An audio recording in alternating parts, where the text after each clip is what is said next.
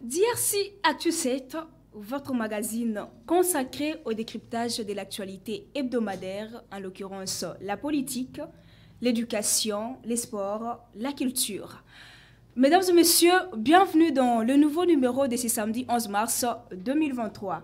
Au menu, 5 rubriques sont alignées pour aujourd'hui. Nous allons devoir y voir ensemble l'actualité politique. Nous allons parler de l'éducation, la culture, les sports et sans oublier les vues sur les nets, c'est-à-dire les informations qui ont fait bouger la toile ou les réseaux sociaux tout au long de la semaine. D'entrée de jeu, je vais devoir recevoir sur ces plateaux Georges Mapoko, c'est un journaliste et analyste sociopolitique. Avec lui, nous allons devoir parler ou décortiquer ou parler de la politique, de la sécurité qui reste jusque-là dominée par l'arrivée d'Ourou Kenyatta, ancien président kenyan au Congo. Cette actualité reste encore dominée par le non-respect du cessez-le-feu par les rebelles du M23. Et comme nous sommes au mois de mars, la logique oblige, nous allons devoir jeter un coup d'œil ou faire un clin d'œil sur les rapports ou l'apport des femmes dans le développement de la République démocratique du Congo.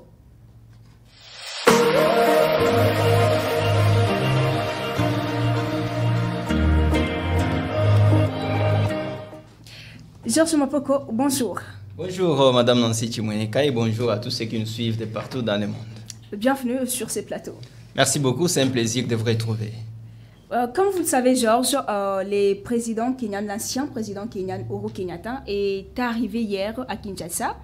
Il s'est entretenu, il devrait s'entretenir avec le président congolais Félix Tshisekedi sur la question relative à l'insécurité dans l'Est de la République démocratique du Congo. Comment jugez-vous cette énième visite de l'ancien président kenyan au Congo? Merci beaucoup Madame Nancy pour cette question. D'entrée de jeu, il faut dire que M. Ourou Kenyatta, qui est ancien président kényan et qui est aussi le facilitateur de l'EAC pour ce qui est de la paix dans l'Est de la RDC, est bel et bien arrivé à Kinshasa hier vendredi 10 mars et il a rencontré le président de la République Félix-Antoine Tshisekedi Tshilombo avec qui ils ont eu des longs échanges.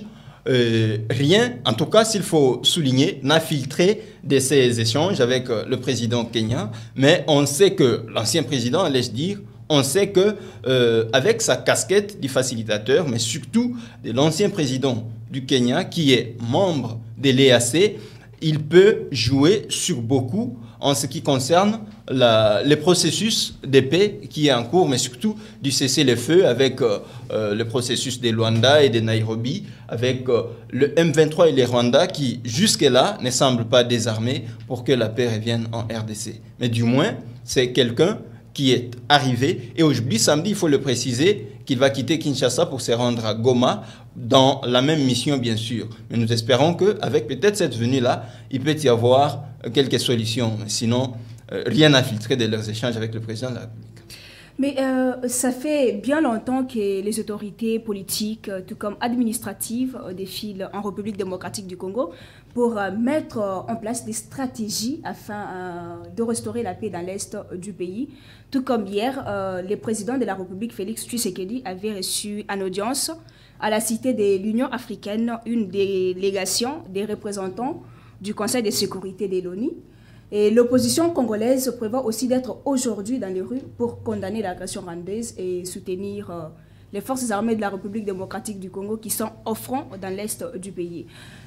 Pensez-vous que toutes ces activités, toutes ces réunions pourront aider à changer quelque chose ou à restaurer la paix dans l'Est, vu que ça fait bien de temps que ça se fait et rien ne bouge? Merci beaucoup, Madame Nancy, pour cette question. Mais il faut d'abord dire que la guerre, on sait quand ça commence, mais on ne sait pas quand ça se termine. Alors, pour ce faire, il faut des stratégies qui doivent être mises en place. Et je crois que ces différentes rencontres vont dans le sens d'aider à ce qui est effectivement la paix. La délégation du Conseil de sécurité de l'ONU, qui est l'organe garant de la paix à travers le monde, est arrivée hier et a rencontré le président de la République, Félix Tshisekedi.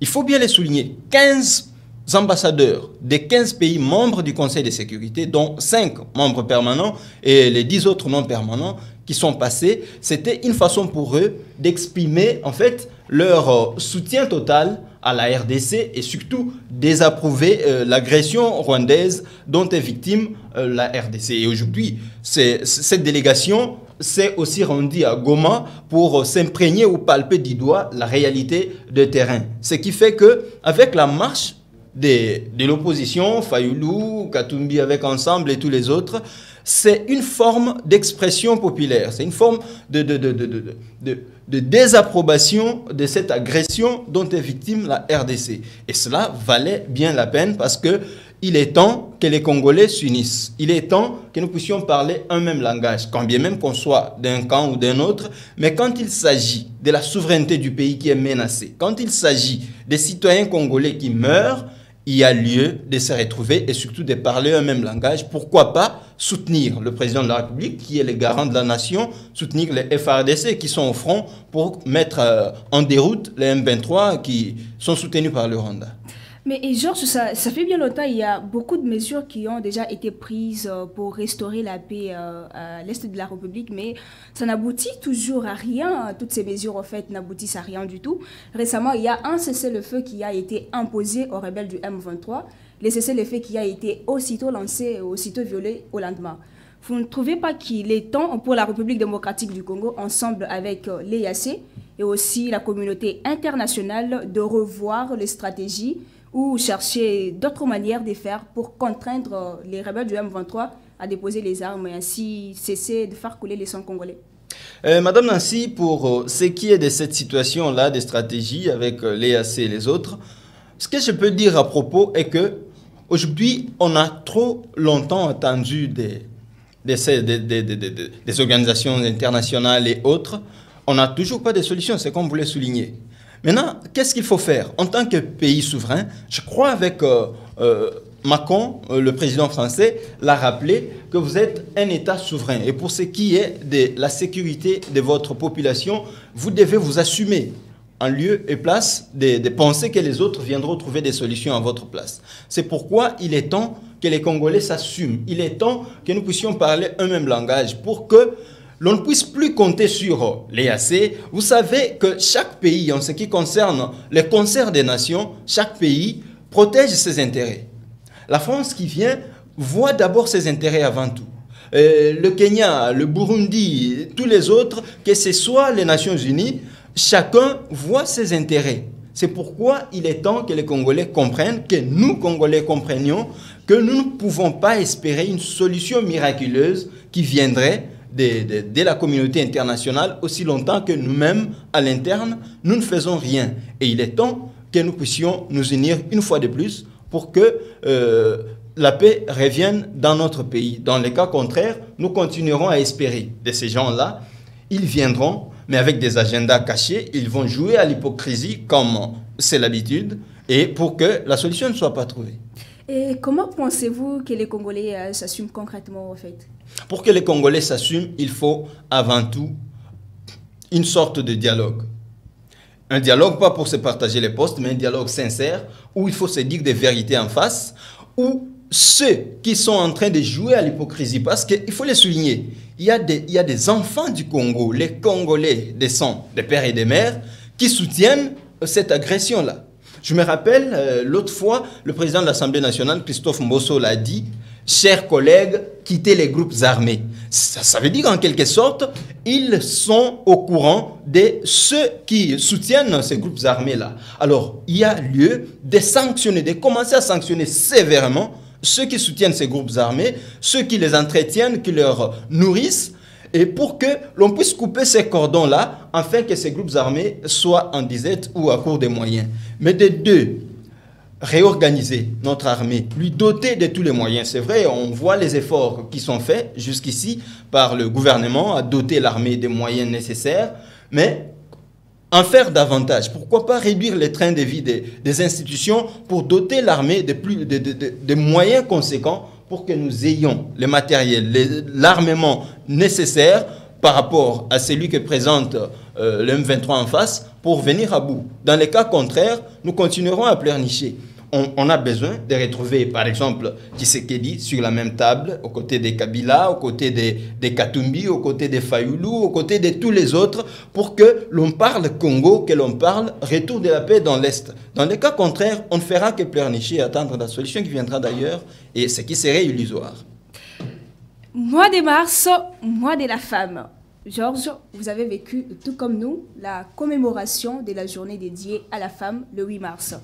Comment avez-vous d'abord trouvé la conception de cette journée chez la femme congolaise? Il faut dire que d'abord, nous souhaitons heureux mois de la femme à toutes les mamans de la RDC et du monde entier. Nous les aimons beaucoup parce que sans elles, nous ne serons pas aujourd'hui ce que nous sommes. Alors, par rapport à la situation congolaise ou quinoise en particulier, nous avions pu nous rendre compte de ce qui s'est passé. Parfois, ça et là, nous étions observateurs dans plusieurs coins de la capitale. Il faut souligner que nous avions, je voudrais en revenir un peu sur ce qu'a eu le président de la République comme rencontre avec les femmes en ce jour du 8 mars. C'était dans l'hémicycle du Palais du Peuple. Les femmes se sont exprimées. Cette fois-là, ce n'était plus une forme de défilé avec pagne et autres, mais il y a eu une sorte de conscience que les femmes ont eu à prendre cette fois-ci. Elles ont eu un dialogue sincère avec le président de la République. Elles lui ont parlé de leurs problèmes au quotidien. C'est-à-dire ces femmes qui se sentent marginalisées, ces femmes qui se sentent abandonnées, mais surtout dont l'apport n'est pas pris en compte, surtout pour ce qui est des institutions. On se rend compte que dans la plupart des temps, les hommes prennent la grosse part et laissant les miettes pour les femmes, mais le président de la République leur a rassuré de sa ferme volonté en tant que garant ou champion de la masculinité positive pour faire ces efforts-là, afin que la femme ait la place qu'elle devait mériter. Mais on a vu, en dehors de ça, les femmes qui n'ont pas encore compris la quintessence de cette journée, qui se laissent à des pratiques qui ne peuvent pas honorer la dignité de la femme. Aujourd'hui, le cri de la femme a été entendu. On a vu, parmi ces femmes qui sont venues, une même qui est venue de l'Est, de la région où sévit l'agression rwandaise, qui s'est exprimée avec son cœur, qui a parlé des problèmes des femmes qui habitent de ces côtés, ce qu'elles vivent au quotidien. En tout cas, je crois que si l'on prenait cette conscience-là, les politiques, la société civile, tout le monde prenons conscience que la femme peut mieux faire et qu'on doit lui faire confiance, je pense qu'il est important que cette journée existe, mais surtout conscientiser la femme pour ce qui est de son rôle dans la société. Merci Georges d'avoir répondu à notre invitation. Merci beaucoup, Madame Nancy. Nous allons changer de chapitre à présent pour parler éducation. C'est depuis bien longtemps que la gratuité de l'enseignement est d'application en République démocratique du Congo depuis l'arrivée de Félix Tshisekedi à la tête du pays. Nous allons recevoir Christelle Genda, journaliste engagée dans les domaines de l'éducation en RDC. Elle a eu à participer à plusieurs reprises dans des conférences et formations pour l'éducation de la jeunesse RD congolaise.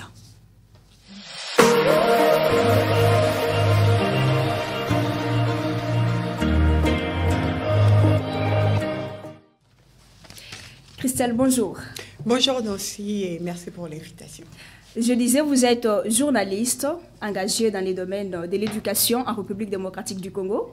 Vous avez eu à participer à plusieurs reprises dans des conférences et formations pour l'éducation de la jeunesse RD congolaise. Tout à fait. Comment jugez-vous jusque-là la gratuité de l'enseignement depuis son application en RDC du point de vue niveau du système éducatif congolais? Déjà pour commencer, Nancy, je dirais qu'on est en train d'avancer et il y a vraiment une très grande amélioration de ce niveau-là.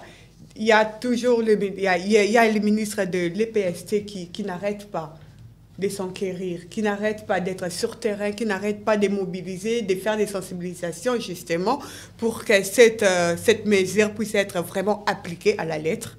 Déjà, là, je vois très récemment ici, le 8 mars, il avait décrété à ce que cette journée puisse être une journée d'itinérance dans tous les établissements publics, privés, tout ça là, justement seulement pour lutter contre les antivalaires de tout ce qui pourrait empêcher cette évolution positive. Et hormis cela, il avait encore fait un système de descente sur terrain, avec son équipe et ainsi que le missionnaire, pour vérifier exactement dans certaines écoles, ici à Kinshasa, qui ne pratiquaient même pas cela, qui ne mettaient même pas en prise cette décision-là. Or, c'était vraiment une décision qui pourra non seulement permettre à toute personne qui sont concernées, là je vois les écoles privées et ainsi que les écoles publiques. Okay. Voilà. En fait, les faits sont là, Christelle. Ouais. L'éducation en République démocratique du Congo est en baisse, ouais, qu'on se le dise. Malgré la gratuité de l'enseignement, il y a la majeure partie de la population, beaucoup de jeunes, des enfants ne veulent toujours pas aller à l'école. Qu'est-ce qui peut être à la base selon vous? Non, mais de ce côté-là, non, je dirais que la tâche, elle est départagée, hein, au niveau du gouvernement congolais ainsi qu'au niveau des parents. Parce que là, déjà, je vais te donner un exemple, ça peut paraître très bête, mais en tout cas, c'est quelque chose de signifiant et vis-à-vis de tout le monde. Déjà, je dirais que, prenons peut-être le cas des enfants qui n'arrêtent pas de vendre sur la rue, là. Toi, en tant que parent, au lieu que tu te bats, au lieu que tu te donnes à ce que ton enfant puisse aller dans des écoles, mais toi, par contre, tu lui cherches un petit business à faire. Tu lui achètes des chassés d'eau, tu le mets sur la tête et tu lui dis, va vendre dans la rue. Et les soirs, ramène-nous de l'argent. Et dis-moi, là maintenant, en tant que parent, est-ce que tu as contribué à l'éducation de ton enfant? Il ne faut pas seulement que l'État puisse venir ici, l'État, ça, il a bisonné, non, il faut qu'on se le dise en tout cas. Ça, c'est impossible. Et de ce côté-là aussi, je vais peut-être revenir du côté de l'État congolais aussi pour... Comme j'ai dit tout à l'heure, les tâches sont départagées du côté parental et ainsi que du côté du gouvernement. Crois-tu qu'il y a suffisamment des écoles pour répondre à les appels de tous ces petits-là? Tu vois un peu? Et c'est dans ce sens-là que les tâches sont vraiment partagées. Mais parce que vous êtes en train, vous avez ciblé les cas des enfants de la rue. Oui. Il y a certainement certains enfants qui fuient les toits et qui fuient de maisons de parents pour aller se réfugier dans les rues. Et pensez-vous qu'avec la construction des écoles, la construction de maisons d'accueil, des ONG pour recueillir ces enfants pourront vraiment accepter de ces logis et suivre des formations et l'éducation comme il se doit? Ah, mais ça encore, c'est vraiment difficile, non? Il faudrait savoir que déjà, on ne connaît pas des raisons exactes donc, qui ont poussé ces enfants-là à aller dans la rue. On ignore encore qui sont ces personnes-là qui sont derrière pour soutenir ces enfants-là. Alors moi, je me dis que prendre de tels risques, c'est vraiment... Je ne sais pas comment je dirais cela, mais en tant que responsable, il faut toujours les faire. Il faut toujours les encadrer, il faut toujours faire des formations. Et pourquoi pas faire même le système d'autocandidats pour ces enfants-là qui sont déjà âgés peut-être. Parce que moi, je trouve très mal ces enfants-là. Mais ça, déjà, na via Liban, et puis qu'on a bango, qu'on vend ça bango na bande de l'école. Monsieur ça, le bango vraiment, non, cocaté. Toi, qui n'as pas terre, toi, qui n'as, toi, pardon, toi, ça, la bango interview, on va via classe, na bosse, on a déjà. Au moins, moutimoko, à sa bongo, le bango, le moro, bongo. Est-ce que maintenant, tu es en train de réfléchir? Non, mais cet enfant-là, si je le prenais, na centre de formation, est-ce que, à cause ça, va dégater? Est-ce que, à cause il y a matériel, ou est-ce que Akoki Mate? Mais cela n'empêche pas que tous les bango, tous les bango, na centre de formation dengue au lobby.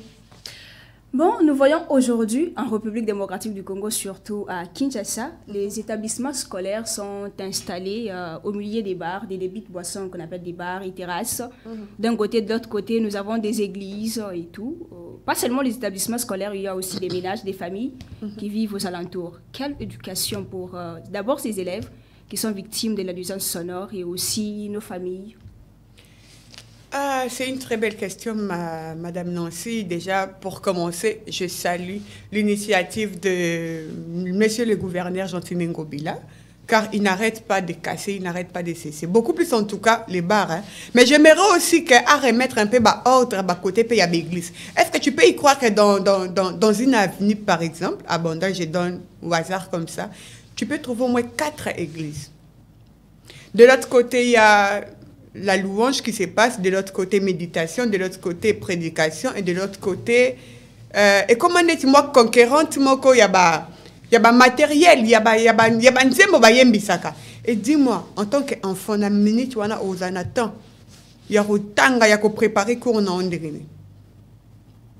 Prenons le cas ya babar wana ni zala ki na quartier Kapela wana ndenge ba uta ko buka, ndenge ba buka ki pe na bandal, blocs, tout ça là. Ozo monter que moi calmement et côté pe ya bien bicoté wana. Alors tout ça là aussi, ça fait participer aussi à l'éducation de nos enfants aussi. En tout cas, de ce côté-là, moi je dis un coup de chapeau. Ben, vous venez d'intervenir à Langue nationale, Christelle, tout justement, en fait. Le constat a été fait aujourd'hui dans nos milliers de vies, en fait, dans le milieu éducatif, que ce soit à l'école, tout comme à la maison, dans nos familles, au sein de famille et tout. Les enfants, on les encourage à ne parler qu'en français. Bien sûr, le français, c'est une langue officielle du pays, on ne refuse pas. Mais en tant que Congolais, on est censé connaître aussi les langues nationales. Bon, l'idée derrière tout ça, d'interdire ou demander aux enfants de ne parler qu'en français, tout en négligeant un tout petit peu les langues nationales, c'est d'éradiquer les langues nationales pour ne rester qu'avec les français. Ou comment jugez-vous d'abord cette pratique? Non, mais déjà, non, c'est pour commencer. Moi, je dirais qu'elle est pas mal, cette idée-là. Déjà là, on n'oblige pas à ce que, même que ça soit à la maison, de vous exprimer seulement en français. Non, ça en tout cas, c'est pas une obligation. Mais par contre, ce qu'on demanderait et que c'est juste que au milieu, vous êtes peut-être à l'école. Tu ne peux pas t'exprimer en lingala. Tu ne peux pas t'exprimer en... Tu peux pas t'exprimer en lingala, tu peux pas t'exprimer en swahili, tu peux pas t'exprimer en chiluba, tu peux pas t'exprimer en kikongo par exemple. Mais ce que je demanderais, je sais pas, à l'époque, on a vu un système moko, il y a na balangue. Il y a moi cours de langue aussi. Mais je ne sais pas ce que système où on a toujours les alakato va changer le système. Mais ce que ça va changer les alakato, moi je demanderais est-ce que ce système ou mais au cas contraire bon on va continuer à en français. Voilà. Parce que nous sommes en train de parler de l'éducation, l'Institut national des arts est en deuil. Il a perdu son DG, le directeur général. Nous avons ici, sur ces plateaux, les coordonnateurs des étudiants, Damien Pono, qui a un mot à dire par rapport à ces décès, par rapport à ces deuils qui frappent l'Institut national des arts.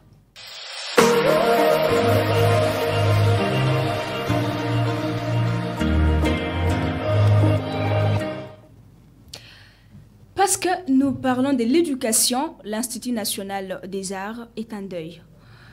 Il a perdu son directeur général, Damien Pono, qui a tiré sa révérence le 7 mars 2023 des suites d'une longue maladie aux États-Unis d'Amérique.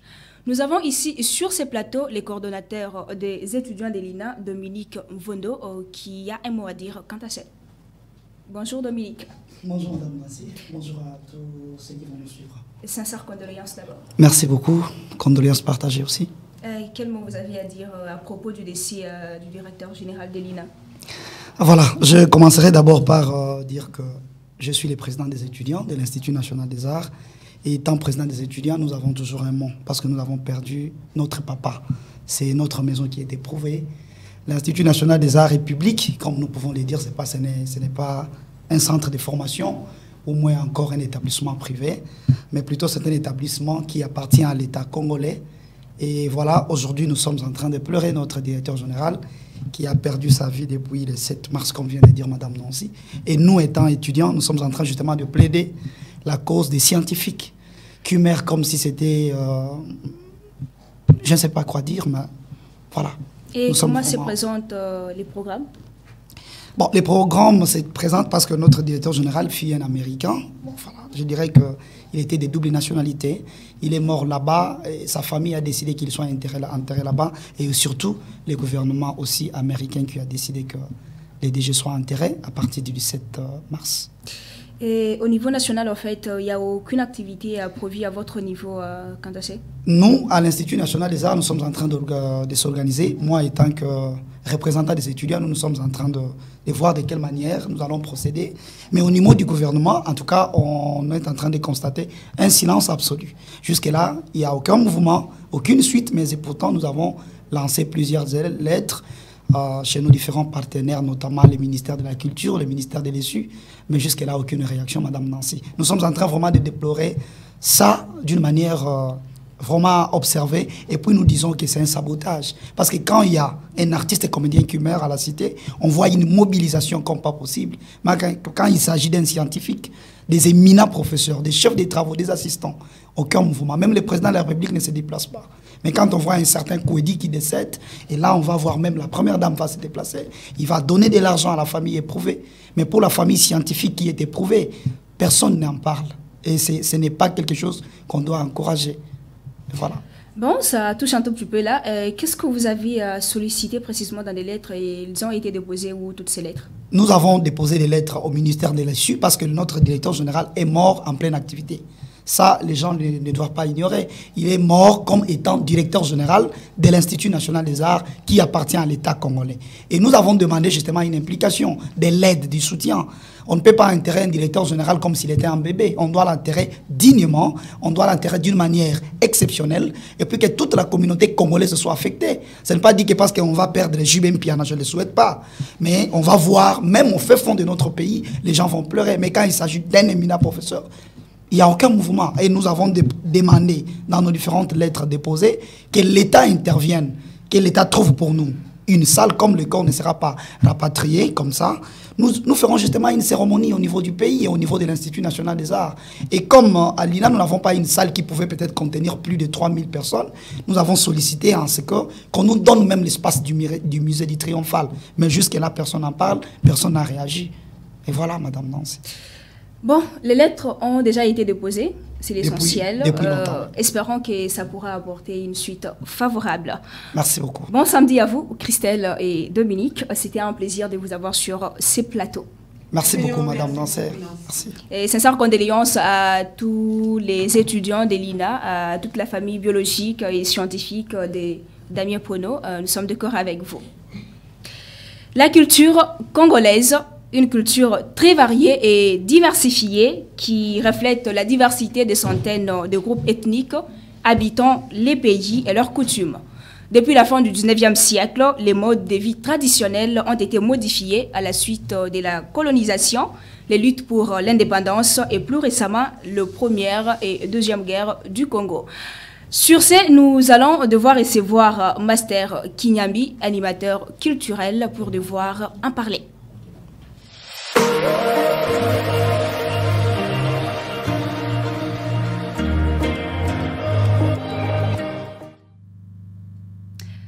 Comme je le disais tantôt, sur ces plateaux, je suis déjà avec Master Kinyambi et c'est un animateur culturel. On va devoir parler de la culture, on va parler de la musique congolaise, des us et coutumes. Master, bonjour.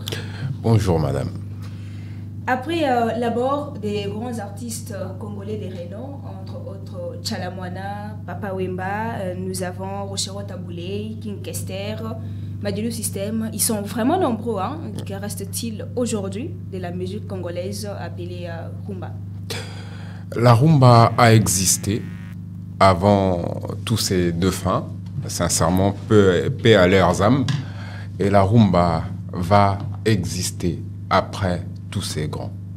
Parce que la musique, elle est ce qu'elle est, elle a existé, elle sera et elle va rester éternellement. Non, mais nous voyons de nos jours, en fait, dans nos sociétés, les chansons comme, par exemple, je prends Madilu System. Si tu demandes à nos générations présentes, en fait, je ne crois pas qu'il y a un jeune qui pourra vraiment exécuter la musique comme ça s'exécutait dans l'ancien temps. Je pense que... nous sommes en perte de vitesse, quoi.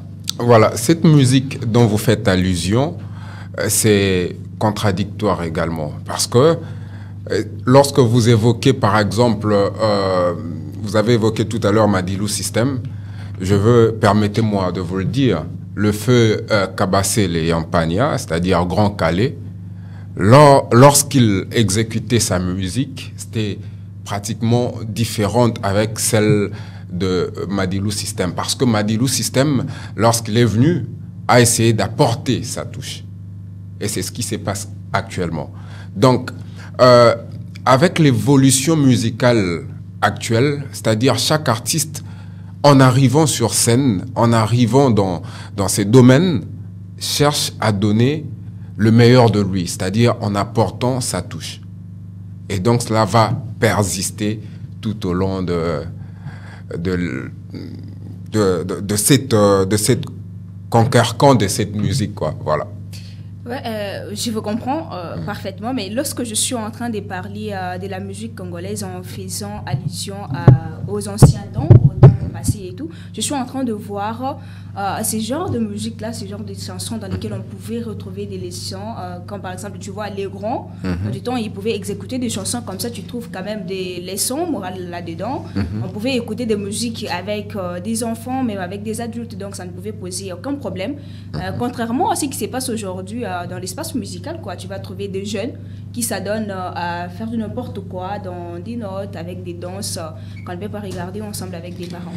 Encore une fois, on va parler de génération. Les temps passent et voilà.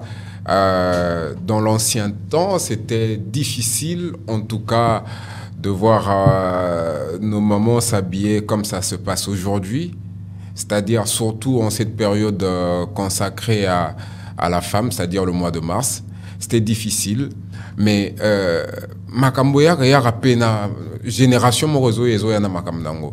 C'est-à-dire aujourd'hui, s'il y a des artistes musiciens qui sont restés dans cette optique, on va parler de Redi Amissi qui est encore en activité, on va parler de Jean Goubal, il y a ces artistes, on va parler de Lokwa Kanza, on va parler, en parlant également de jeunes, il y a de ces jeunes qui font de la musique intelligente, de la musique réfléchie également, mais c'est pas nécessairement tout un album. Wanandesco place problème est commis parce que la génération actuelle font du business dans la musique.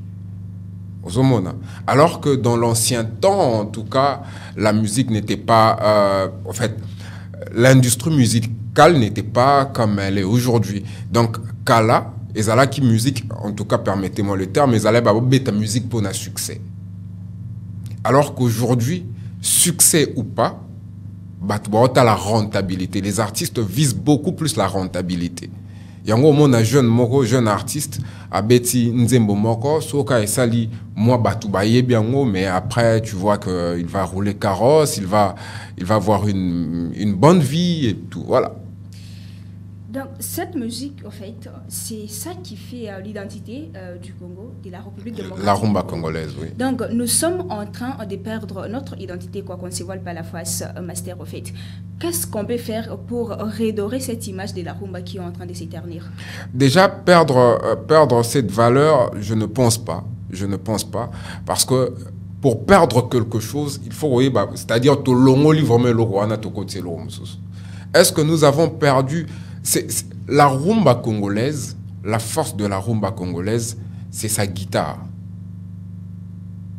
Et aujourd'hui, vous allez remarquer que la même guitare, elle est pratiquement... Je me rappelle vers fin des années 1980, pour mon que même rumba on est kendete. Alors que vent il y a hip-hop et yaki. Il y a eu un groupe, je pense que c'est du Congo-Brazzaville, Bisso na Bisso, c'était des rappeurs, mais qui ont ramené cette sonorité musicale congolaise, d'accord, mais na hip-hop. Et aujourd'hui, on le voit, Toza, Naza, Toza, Gims, c'est beaucoup plus cette guitare qui nous ramène à notre culture, qui est la rumba congolaise. Donc déjà, le fait de ne pas perdre cette guitare fait en sorte que la rumba congolaise persiste. Et aussi, on doit comprendre, la musique, c'est aussi faire vendre l'identité d'une culture. Quand on parle de la rumba congolaise, on voit la guitare. Est-ce aujourd'hui, dans nos clips, au monde Abatuba, le lingala est parlé, c'est aussi cette culture que nous défendons. Donc la rumba congolaise, aussi longtemps que cette guitare restera à entonner Nabamato et Abatu, en tout cas, on ne va pas perdre la rumba congolaise. Mais c'est aussi que cette musique, cette rumba doit s'internationaliser. Et pour internationaliser cette musique, c'est aussi apporter ce que le monde extérieur demande. C'est-à-dire, on ne va pas rester seulement na rumba congolaise, mais essayons d'apporter de l'urbain dans cette guitare. C'est-à-dire, tozu musique urbaine, mais tobaki siango guitare na biso. C'est-à-dire, ça reste authentique. La guitare reste authentique. Et le fait que cette guitare reste authentique, on n'échange pas, on est dans la rumba. Parce que vous êtes en train de défendre, Master, vous êtes en train de dire que nous ne sommes pas en train de perdre notre identité. Et je prends un peu la jeunesse d'aujourd'hui. Comment jugez-vous d'abord ou trouvez-vous la manière de faire ou les comportements de nos jeunes par rapport aux us et coutumes? En tout cas, ça il faut qu'on se le dise. Et nos jeunes aujourd'hui, déjà avec la mondialisation, l'Internet et tout, en tout cas, les yeux sont beaucoup plus rivés vers l'Occident, c'est-à-dire essayer de combattre, essayer de défendre la musique vers l'Occident, c'est-à-dire ramener cette guitare, mais à l'Occident, mélanger avec ce que font ces Occidentaux, et au même moment aussi, Kobunana Bango, pour Norbuna Bango arme égale, c'est-à-dire il faut mélanger cette guitare à leur symphonie, essayer aussi d'internationaliser la langue, notre langue nationale, c'est-à-dire le lingala, mais aussi, c'est-à-dire, essayer d'apporter maintenant notre touche. Notre touche, c'est que, au Monalelo, et comme récemment, j'ai vu Aya Nakamura, ou Akomo Mibenga Maman Abango, cette langue, au Falia Lobara, la plus belle langue du monde. C'est-à-dire, lorsque un artiste, na dimension ya Aya Nakamura, commence à poster en lingala, c'est quelque chose. Et comment dire que cette musique est zongassim alors que déjà le message est passé en tout cas. Je pense que musique est aussi la tête. Et pour nos jeunes aussi, le débat est là. Il faut internationaliser musique Nabiso.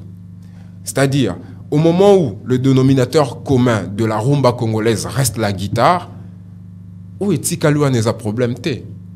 Où est-il qu'il y a des problèmes? Et ceux qui viennent aujourd'hui, le mal, c'est qu'ils ne veulent pas souffrir, souffrir.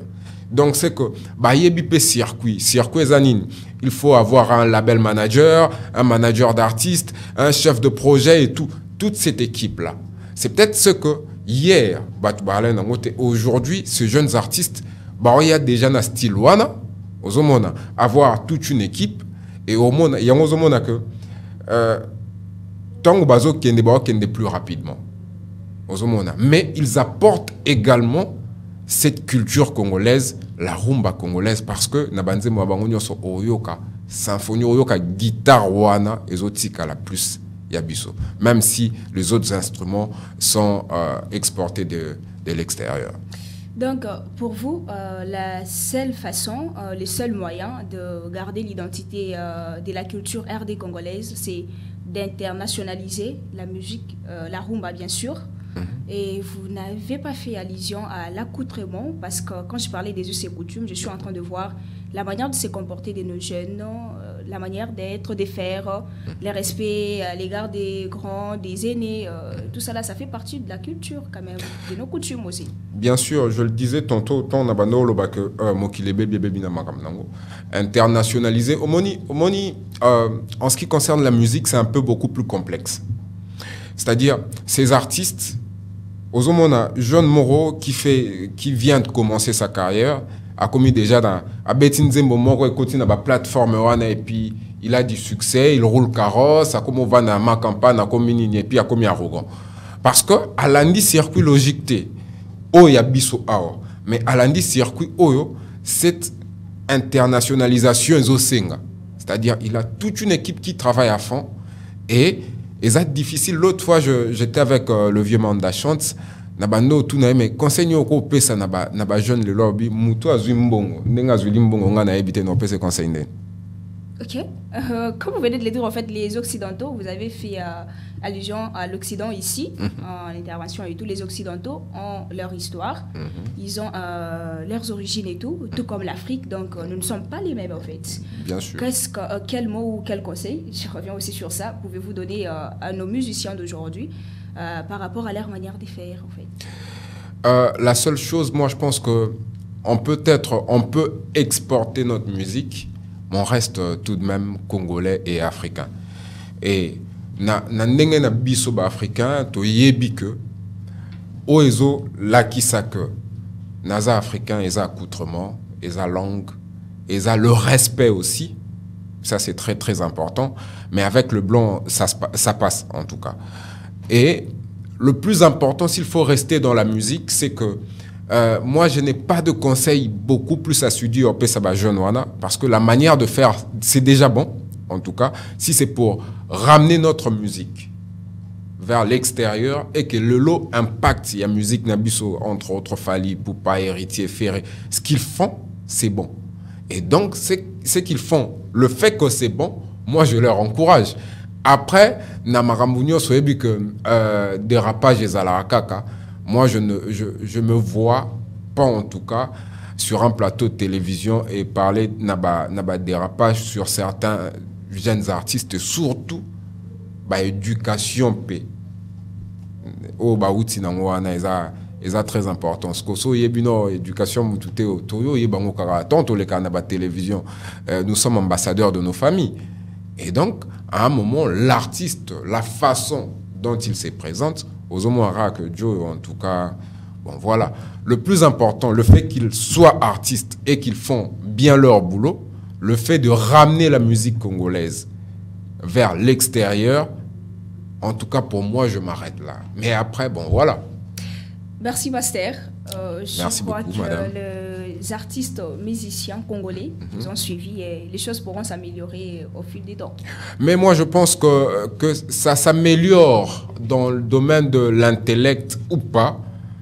Tout ce que j'aurais à leur demander, c'est de faire un effort et de continuer à exporter cette musique rumba et à garder aussi cette rumba authentique.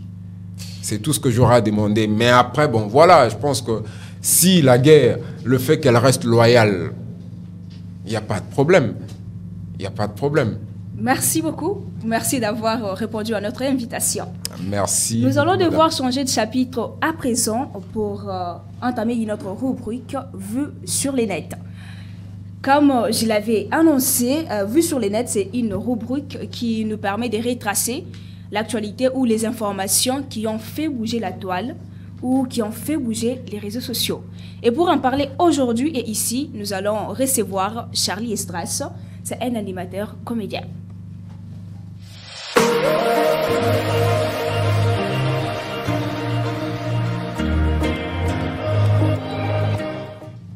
Charlie Estras, bonjour. Bonjour Nancy. Bienvenue sur notre plateau. Merci beaucoup, merci pour l'invitation. Merci de penser à nous. Exact. Les réseaux sociaux, cette semaine, où la toile a été bougée par la rencontre de Fali Poupa, le président français Emmanuel Macron, d'abord à l'Élysée, puis à Bandal. Comment jugez-vous, d'abord, où trouvez-vous ces doubles comportements de Fali Poupa qui, d'un côté, condamnent l'agression rwandaise et de l'autre, communient avec ceux qui sont comme les parents, selon le Congolais, du Rwanda, je cite, la France? Bon, dans l'entrée des jeux, ce que nous devons savoir, c'est que Fali représente l'image culturelle sur le plan musical de la République démocratique du Congo. Et ça, c'est la première des choses. Et la deuxième des choses, les Congolais doivent savoir que, doivent d'abord, s'ils avaient peut-être le temps d'interroger personnellement Fali Poupa pour lui demander c'était quoi la motivation. Parce que derrière chaque acte, il y a toujours une motivation. Alors moi, je crois qu'il serait d'abord pas convenable. Parce que je me rappelle, avant Macron, Fali Poupa était chez Kagame. Il a même fait des photos, je crois que je n'ai pas retrouvé les photos, mais il a fait des photos avec Paul Kagame dans sa résidence, tu vois, sa résidence présidentielle, tu vois. Et puis c'est maintenant Macron. Moi, je crois qu'il y a toujours une motivation derrière Fali Poupa. Donc, les Congolais peut-être doivent chercher à savoir au lieu de se mettre à juger plutôt quelqu'un de cette manière. Alors, je n'ai pas un jugement négatif par rapport à cela. Et ça peut être quoi cette motivation selon vous qui a amené Fali d'abord à condamner et puis se mettre avec Macron à l'Élysée, puis l'amener à Bandal et tout ce qu'il y avait autour? Alors moi je crois que je dois poser la question aux Congolais, c'est de savoir si notre président de la République a pris ces risques de faire venir le président Macron en République démocratique du Congo, alors pourquoi ne pas laisser aussi la charge culturelle à Fali Poupa de le faire? Parce que j'aurais appris que Maître Gims avait refusé de faire la tournée avec Emmanuel Macron, mais Fali Poupa a accepté. Alors, chacune des personnes a sa motivation. C'est comme si on demandait à un jeune célibataire pourquoi tu t'es engagé avec cette prostituée. Il a ses raisons personnelles. ces raisons qui motivent ces mouvements, ces actions. Ouais, il y a certaines actions qu'on ne juge pas comme ça. Il faudrait voir la personne et puis interroger la personne. Donc, je n'ai pas... Que les Congolais battent Kafali tranquille. Ok, avant même que le président français, le président de la République française Emmanuel Macron n'arrive à Kinshasa, juste à la danse, lors de son discours à l'Élysée et tout, il y avait une photographie avec Fally Macron qui avait fait les tours de la toile. Ouais.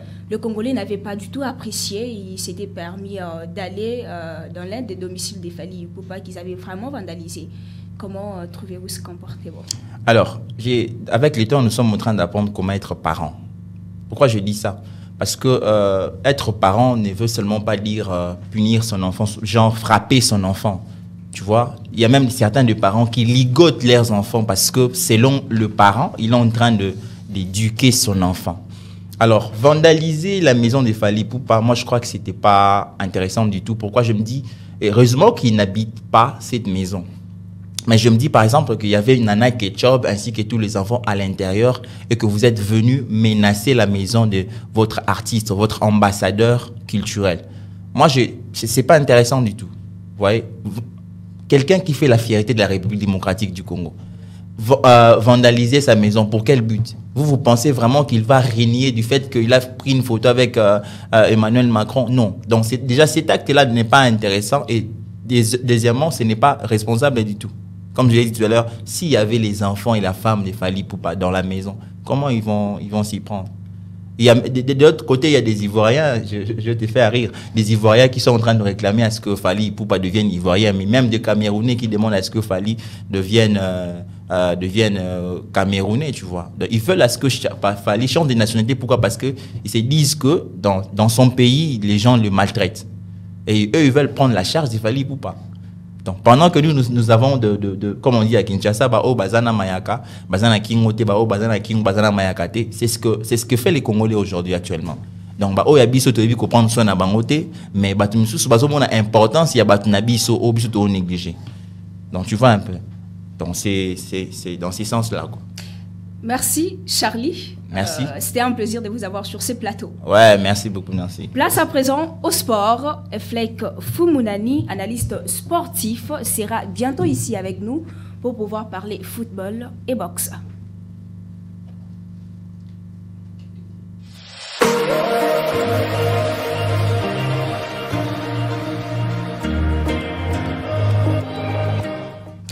Eflek Fumunani, bonjour.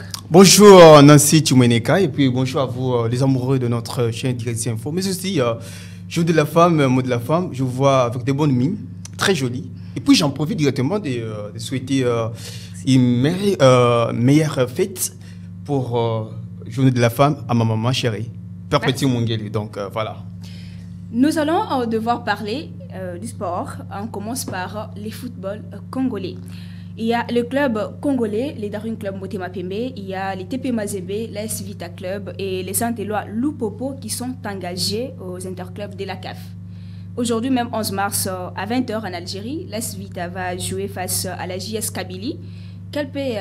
Pensez-vous que l'AS Vita Club peut faire des exploits face à la JS Kabylie?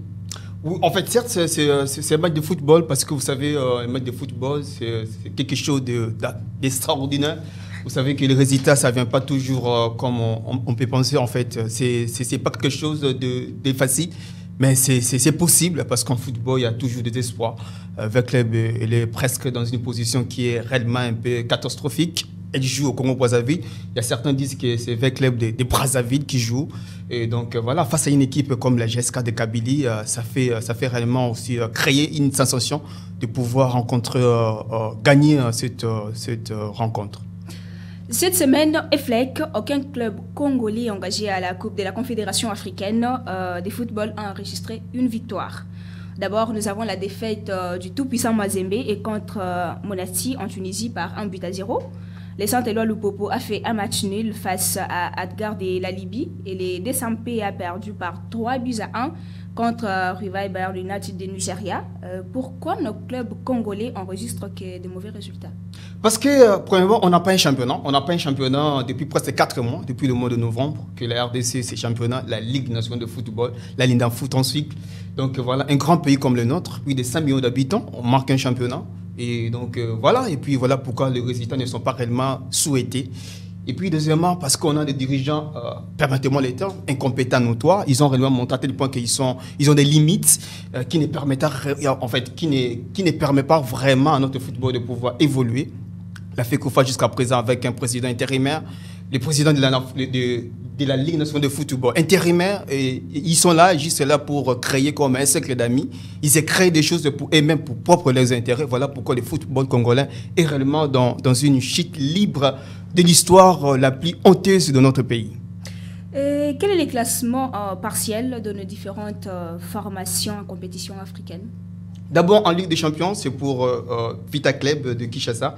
Cette équipe est réellement mal placée, Vita Club, elle se retrouve à la 4e position derrière une équipe comme Wydad de Casablanca. Et puis, donc, cette équipe a juste 3 points en 3 matchs joués. Avec les va jouer, ça sera aujourd'hui vers 20h juste, face à cette équipe de Wydad. Voilà. Et puis, en Coupe de la Confédération, elles sont 3 formations congolaises engagées aux interclubs de la CAF. D'abord, pour le groupe A, c'est l'équipe de Lupopo qui se retrouve à la 3e position, mais aussi une position vraiment chaotique pour cette équipe. Devant, c'est Galant avec 9 points. Le deuxième, c'est IMC Alger, 7 points. Lupopo, 3e avec 4 points. Et puis, Akadar, 4e avec 2 points. Donc, monté ma PME dans le groupe B. Cette équipe quinoise, l'HD, qui se trouve à la 4e position.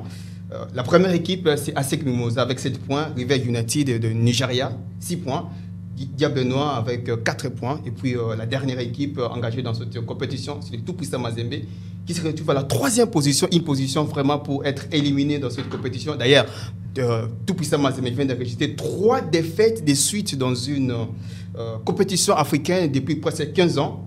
C'est vraiment une statistique honteuse pour ces grands clubs congolais.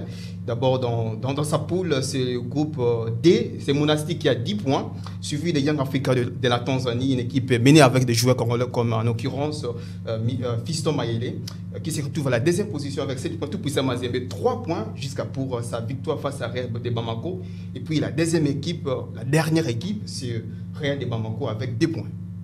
Et comment se programment les prochains rendez-vous de ces 3 équipes déjà?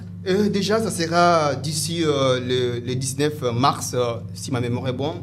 Ça sera au plus tard le dimanche. Lupopo Machira, IMC Alger, ça sera en Zambie, parce que Lupopo ne joue pas à Lubumbashi. Faute d'un stade d'un grand pays comme le nôtre, on n'a pas un stade homologué. Donc, il y a Tout-Puissant Mazembe qui a un stade. Et puis, Lupopo va jouer le 19 mars. DSMP aussi jouera les 19 mars, ça sera à Luanda face à ASEC Mimosa. C'était 0 partout au match aller entre Dingle Monté Mapembe, mais aussi ASEC Mimosa. Ils vont jouer la rencontre retour, ça sera à Luanda, parce que DSMP aussi joue toujours à l'extérieur, marque d'un stade homologué pour une grande nation comme le nôtre. Et voilà, et puis dernièrement, c'est Real de Bamako qui matchera le Tout-Puissant Mazembe. Ça sera au Mali à Bamako. Donc pour match comptant pour la 5e journée de cette compétition de la Coupe de la Confédération africaine de football. Éliminatoire Cannes 2023, nous en parlons FLEC. Comment voyez-vous la liste des VNF Léopard sélectionnés par Sébastien pour jouer contre la Mauritanie? Bon, en fait, c'est vraiment une liste presque mitigée dans mon humble avis, parce qu'on a trouvé tant d'autres joueurs qui ne méritent pas, mais certes, c'est l'entraîneur qui a réellement sélectionné ces différents joueurs. Je pense que des joueurs qui sont là, comme un certain Chancel Mbemba, c'est l'un des meilleurs défenseurs centraux au monde. Là, il faut qu'on se le dise. Mais aussi la présence et le retour Isbak d'un certain Cédric Bakambu. Au milieu du terrain, on voit des garçons comme Glody Lepo, un très bon joueur qui joue aux côtés de Al-Hilal de côté de Soudan, c'est un très bon joueur. Et puis, il y a aussi une nouvelle génération, comme un certain William Balikwisha, c'est un très bon joueur. qui joue aux côtés des Standards Liège en Belgique. Donc je parie qu'avec cette équipe, on peut avoir quelque chose de grave parce que c'est un nouveau sélectionneur. La RDC se retrouve dans une position vraiment presque un peu dangereuse parce qu'après des défaites de suite, donc cette liste peut réellement donner le sourire à tous les Congolais. Et quels peuvent être les enjeux de cette double confrontation entre la République démocratique du Congo et la Mauritanie? En fait, les enjeux sont réellement beaucoup plus trop élevés parce que ça sera si la RDC rate cette double confrontation face à une équipe comme la Mauritanie. Aujourd'hui, il faut qu'on se le dise, il n'y a pas une petite équipe africaine. Toutes les équipes sont hyper sérieuses. Donc, si la RDC rate même faire juste des matinées, ça sera d'office éliminé pour la deuxième fois de suite. La RDC, dans une CAN de 24 équipes, la RDC manque une compétition africaine. Ça sera quelque chose de scandaleux parce qu'un grand pays avec des joueurs qu'on a, et voilà, on rentre encore une autre CAN, donc ça ne permet pas. Donc voilà pourquoi la victoire qui est réellement permise, on a besoin d'avoir la victoire, double confrontation face à la Mauritanie. La Mauritanie n'est pas une foudre de guerre, c'est vraiment une équipe on peut réellement gagner si on met réellement des sérieux. Bien sûr qu'au Congo, on n'a pas de sérieux, mais si réellement les joueurs ils sont là, ils peuvent faire l'espoir, on peut réellement gagner ces matchs. Survolant un tout petit peu ce qui se passe dans les domaines de la boxe FLEC, Martin Bakolé, boxeur congolais, avait eu à avoir un soutien du gouvernement national à la hauteur de $100 000 américains pour un combat qu'il devrait livrer en Angleterre le 4 mars contre un certain Michael Hunter, selon lui. Et nous sommes aujourd'hui le 11 mars 2023, aucun combat livré, aucun rapport fait à la nation congolaise. Qu'est-ce qui s'est passé ou qu'est-ce qui se passe? Bon, en fait, d'abord, il faut que les Congolais sachent que l'information pour Martin Bakolé, moi, je pense que ce boxeur congolais marque seulement une bonne communication, en fait. Parce qu'il avait réellement un combat avec un certain Michael Hunter que vous voyez dans les images. C'est un grand boxeur. Il est dans le top 5 de grands boxeurs au monde. C'est vraiment un boxeur de poids lourd, de tenteur, être champion du monde un jour. En fait, ils avaient déjà livré un combat qui était une défaite pour Martin Bakolé. Et après, Martin Bakolé, après sa victoire éclatante face à un garçon comme Tony Yoka, alors il se voit comme un grand boxeur, contre que Martin Bakolé, c'est un boxeur. C'est juste un bon boxeur. Il n'est pas un grand boxeur. Mais Michael Hunter, c'est un grand boxeur parce qu'il se retrouve dans le top 5 des grands boxeurs au monde. Alors, pour Michael Hunter, il ne peut pas avoir un autre combat de revanche avec Martin Bakolé. Voilà pourquoi, lui, il avait refusé ce combat. Il y a presque déjà des semaines avant, les calendriers qui étaient provisoires entre de se livrer avec Martin Bakolé. Alors, Martin Bakolé, par une manque de communication, il a fait quelque chose à la quinoiserie. Au contraire que lui, il est né au Kassai, il peut beaucoup plus avoir l'esprit tendre, beaucoup plus pastoral. Parce qu'on s'attendait à voir un boxeur de professionnel, en fait. Et après une information qui est venue circuler, il réclamait qu'il doit avoir le soutien du gouvernement. Mais au contraire, Michael Hunter déjà avait refusé d'avoir un combat avec lui. Et après, il a eu le soutien avec le gouvernement. Son manager prépare un combat qui est presque déjà prévu au mois d'avril, parce qu'il y a un combat du siècle entre les grands boxeurs comme Tyson et puis Fury qui va se livrer au mois de février, au mois d'avril prochain. Mais si ce combat ne tient pas, alors Martin Bakolé, c'est le prétendant, les boxeurs qu'il faut pour pouvoir se battre avec un certain comme Fury, pourquoi pas Xic, parce que son manager a dit que c'est vraiment un bon boxeur de pouvoir avoir de tels combats. Donc nous osons croire qu'au prochain mois, Martin Bakolé se prépare déjà, il est toujours en Angleterre. Je viens de voir sa photo récemment, il est maintenant en France, il se prépare toujours de pouvoir avoir un grand combat avec un grand boxeur. Donc les Congolais peuvent garder leur main la patience de pouvoir attendre Martin Bakolé, de pouvoir se livrer, parce que c'est vraiment un garçon qui mérite avoir des sommes colossales pour se préparer des grands combats. Bon, j'essaie de vous résumer un tout petit peu FLEC.